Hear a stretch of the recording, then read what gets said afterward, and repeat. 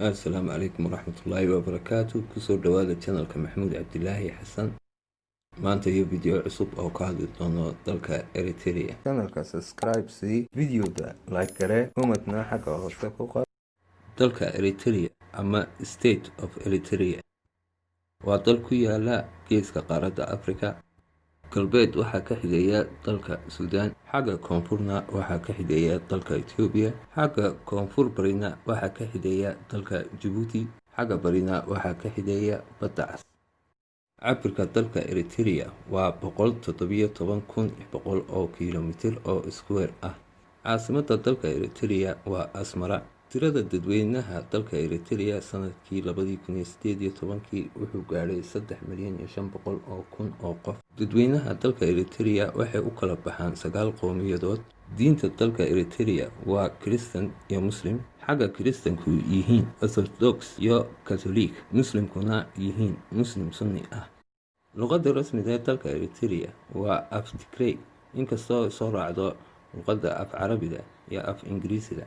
lacagta dalka Eritrea laga isticmaalo waxaa loo yaqaanaa naqafa. madaxweynaha dalka Eritrea magaciisu waa siyaasi Afwerki.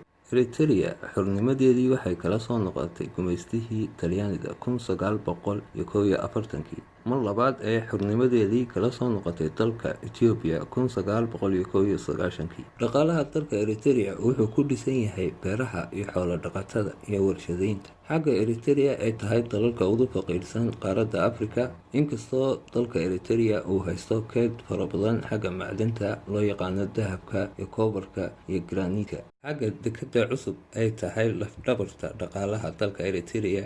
waxbarashada dalka Eritrea aad ayuu u liitaa. xagga jaamacaddii keliya toole magaalada Asmara ka furnayd sanadkii 2000 la xidhay.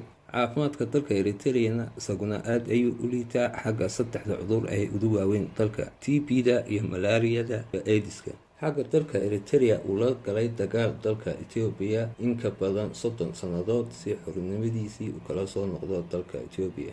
dalka Eritrea waxaa loo yaqaanaa kuuriyada waqooyi ee qaaradda Afrikada. channelka Maxamuud Cabdilaahi Xasan wuxuu ni rajeynayaa daawasho wacan iyo qiimo leh.